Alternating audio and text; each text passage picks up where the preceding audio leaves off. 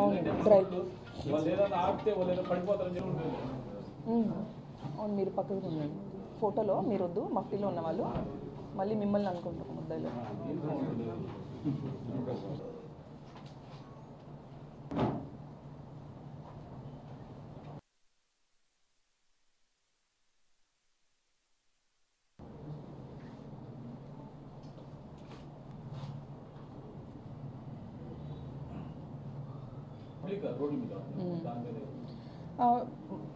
మే 8 గంటలకు రాత్రి 8 గంటలకు ఒక రిపోర్ట్ రావడం జరిగింది. ఆ రిపోర్ట్లో ఏంటి అంటే షేక్ కరీమునిసా అనే ఆవిడ వాళ్ళ కొడుకుని తలపై కొట్టి గుర్తెలియని వ్యక్తులు తలపై కొట్టి చంపేశారు అని చెప్పి ఇన్ఫర్మేషన్ రావడంతో ఇమీడియట్గా ఎఫ్ఐఆర్ అనేది రిజిస్టర్ చేయడం జరిగింది. రిజిస్టర్ చేసి ఇన్వెస్టిగేషన్ అనేది ప్రారంభించాక మన ఇన్ఛార్జ్ సిఏ గారు సాంబశివరావు గారు ఇన్వెస్టిగేషన్ కంప్లీట్ చేశారు. దీంట్లో తెలిసిన విషయాలు ఏంటంటే ఇద్దరు నేరస్తులు షేక్ సలీం అలానే యనమల నాగరాజు అని చెప్పి వీళ్ళిద్దరు ముద్దాయిలు ఆ వ్యక్తిని కర్రలతో కొట్టి చంపారు అనేది ఇన్వెస్టిగేషన్లో తెలిసింది. సో దీంట్లో ఆ రోజు నుంచి ముద్దాయిల్ని పట్టుకోవడం కోసము పలు టీమ్స్ అనేవి కంప్లీట్గా తిరగడం జరుగుతున్నాయి. దాంట్లో భాగంగా ఈరోజు ఉదయం 9:30-10 గంటలు ఆ టైంలో జగనన్న కాలనీలో మనకి ఇన్ఫర్మేషన్ వచ్చింది. వాళ్ళు అక్కడికి వచ్చారు ముద్దాయిలు అనే ఇన్ఫర్మేషన్. సో ఆ ఇన్ఫర్మేషన్ బేసిస్ మీద టీమ్స్ అనేవి అక్కడికి వెళ్ళి వాళ్ళని ఆధీనంలోకి తీసుకోవడం జరిగింది. ఈ హత్యకు గల ముఖ్య కారణం ఏంటంటే జాకిర్ హుసేన్ నగర్ పెన్నా నది దగ్గర జరిగింది ఇది.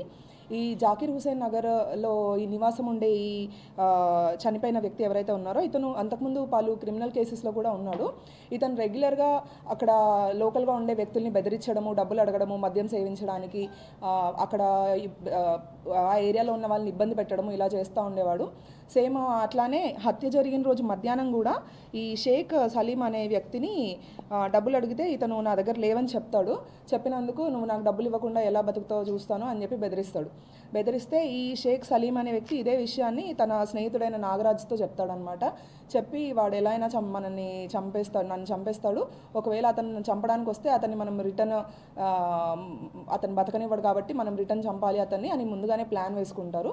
వీళ్ళు పెన్నా నది ఒడ్డున అక్కడ ఉండగా ఈ చనిపోయిన వ్యక్తి ఎవరైతే ఉన్నారో అక్కడికి వెళ్తాడు ఓపెన్ డెఫికేషన్ కోసం అని చెప్పి. వెళ్ళి వీళ్ళని చూసి అక్కడ బెదిరించి కొట్టడానికి వస్తాడు. వచ్చినప్పుడు వీళ్ళు ఇమీడియట్గా వీళ్ళు ముందుగానే అనుకున్నారు కాబట్టి ఎలా అయినా నన్ను చంపడానికి వస్తే చంపేయాలని చెప్పి సేమ్ అదే ప్లాన్ ప్రకారము కర్రలు తీసుకొని కొట్టేసి అక్కడ తలపై బాది చంపడం జరుగుతుంది. సో ఈరోజు మనం అరెస్ట్ చేసినప్పుడు వీళ్ళు హత్యకు ఏవైతే కర్రలు ఉపయోగించారో అవి కూడా అక్కడ వాళ్ళు ఆ పర్టికులర్ ప్లేస్లో ముందే అక్కడ పెట్టుకొని వెళ్తారు. ఈరోజు మనం వెళ్ళి చూసినప్పుడు అక్కడ కర్రలు కూడా ఉన్నాయి, అవి కూడా మనం స్వాధీనం చేసుకోవడం జరిగింది. సో ఈ కేసులో ముఖ్యంగా ఇన్ఛార్జ్ సిఏ గారు సాంబశివరావు గారు, అలాగే రెహమాన్ ఎస్ఐ శివయ్య అండ్ ఏఎస్ఐలు నర్సయ్య, ప్రసాద్, మిగతా పీసీలు అందరూ కలిసి వీళ్ళని ఇన్ఫర్మేషన్ అనేది పర్టికులర్గా వచ్చినప్పుడు ఛేదించి వీళ్ళని పట్టుకోవడం అనేది జరిగింది. సో దీనికి ఈ టీం మొత్తాన్ని నేను అభినందిస్తున్నాను. ఎట్ ద సేమ్ టైమ్ నెల్లూరులో టౌన్లో తిరిగే ఈ అల్లరి మూకలు లేకపోతే చంపుదాము అని ఉద్దేశంతో ఉన్న వాళ్ళకి ఒక స్ట్రిక్ట్ వార్నింగ్ ఏంటంటే చిన్న విషయాలకి కత్తులు తీయడము, కర్రలు తీయడము, లేదంటే ఏమైనా వెపన్స్ యూస్ చేయడము ఇలాంటివి చేస్తే మూవీస్లో చూసి ఇన్స్పైర్ అవుతున్నారు. అవి సినిమాల వరకే పరిమితం, నిజ జీవితంలో అవి వాస్తవాలు కాదు.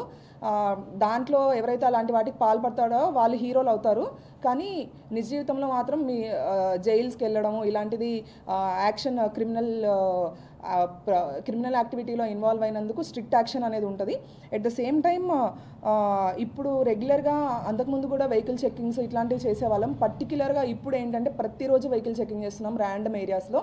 ఎవరైతే డెడ్లీ వెపన్స్ పట్టుకొని తిరుగుతున్నారో, కర్రలు కానీ కత్తులు కానీ లేకపోతే ఇంకా ఎలాంటి ఇన్స్ట్రుమెంట్స్ అన్న క్యారీ చేస్తున్నారో అలాంటి వాళ్ళకి మా తరపున స్ట్రిక్ట్ వార్నింగ్, మాకు దొరికితే మాత్రం మీ లైఫ్ స్పాయిల్, ఈ మాట గుర్తుంచుకోండి. మాకు దొరికితే మాత్రం ఖచ్చితంగా వదిలిపెట్టేది లేదు.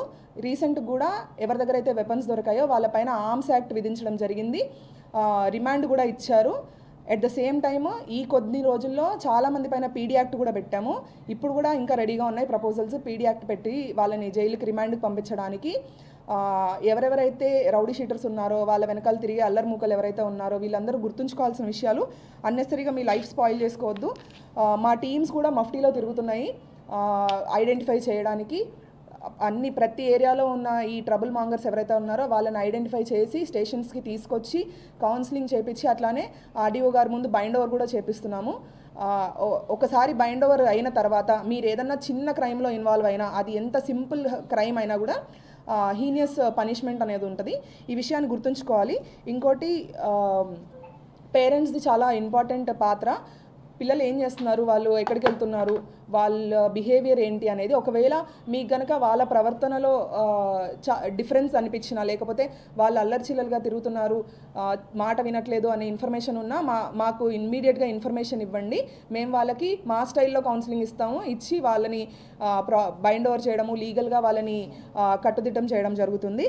ఎట్ ద సేమ్ టైం ఈ లేట్ నైట్స్ అనవసరంగా తిరిగే వాళ్ళ మీద స్ట్రిక్ట్ యాక్షన్ అనేది ఉంటుంది. ఆఫ్టర్ 11 ఎవరికైనా ఏం పని ఉంటుంది? ఆఫ్టర్ 11 బయట తిరగాల్సిన అవసరం ఏముంది? అందరికీ ఏదన్నా ఇంపార్టెంట్ పని, మెడికల్ ఎమర్జెన్సీ, లేకపోతే ప్రాపర్ ప్రూఫ్స్తో బయటికి రావాలి. ప్రాపర్ ప్రూఫ్స్ లేకుండా బయటికి వచ్చిన వాళ్ళు కనబడితే మాత్రం అస్సలు ఊరుకునేది లేదు. స్టేషన్స్కి పట్టుకెళ్ళి వాళ్ళ మీద ఇమ్మీడియట్గా లీగల్ యాక్షన్, చాలా స్ట్రిక్ట్ లీగల్ యాక్షన్ ఉంటుంది ప్రూఫ్ చూపించకుండా తిరిగితే మాత్రం. At the same time finger prints devices కూడా యూజ్ చేసి ఫింగర్ ప్రింట్స్ స్కాన్ చేస్తున్నాము. ఎవరైనా అంతకుముందు ఏదన్నా కేసెస్లో ఇన్వాల్వ్ అయినా వాళ్ళు కానీ డిటెక్ట్ అయితే రోడ్డు మీద తిరుగుతున్నట్టు నైట్ టైము, వాళ్ళ మీద స్ట్రిక్ట్ యాక్షన్ ఉంటుంది. At the same time drones use చేసి కూడా సర్వేలెన్స్ చేస్తున్నాము ఇంటీరియర్ ఏరియాస్లో. అట్లాంటి దాని దగ్గర ఇప్పటి నుంచి ఖచ్చితంగా పోలీసు ఇన్ని రోజులు వేరే రకంగా చూశారు. ఇప్పుడు మాత్రము స్ట్రిక్ట్గా ఎలా ఎన్ఫోర్స్మెంట్ ఉంటుంది అనేది ఆల్రెడీ చూపిస్తున్నాము. ఇప్పుడు ఇంకా స్ట్రిక్ట్గా ఉంటుంది. ఈ విషయాన్ని అందరూ గుర్తుంచుకోవాలి. మాకు దొరికితే మాత్రం మీ పిల్లల జీవితాలు నాశనం అయినట్టే. అన్నెసరీగా కత్తులతో కానీ లేకపోతే అనవసరంగా బయట తిరిగితే మాత్రము స్ట్రిక్ట్ యాక్షన్ అనేది ఉంటుంది. ఈ విషయం పేరెంట్స్ అందరు గుర్తుంచుకోండి. అండ్ ఇలా అన్ని వెపన్స్ కానీ కర్రలు ఇలాంటివి క్యారీ చేసే వాళ్ళకి చెప్పేది ఏంటంటే, ఇమీడియట్గా మారండి. ఫస్ట్ భవిష్యత్తు మీద దృష్టి పెట్టండి. మీ ఫ్యామిలీ గురించి ఆలోచించండి. ఇమీడియట్గా మారితే ఓకే, లేదు అని అంటే మీ పైన ఎలాంటి యాక్షన్ ఉంటుందో, మీ జీవితాలు ఎలా అవుతాయో తర్వాత మీరే చాలా ఇబ్బంది పడాల్సి వస్తుంది, మీ ఫ్యామిలీస్ కూడా ఇబ్బంది పడాల్సి వస్తుంది. ఈ విషయాన్ని అందరూ గుర్తుంచుకుంటారని చెప్పి నేను మరీ కోరుకుంటూ థ్యాంక్ యూ.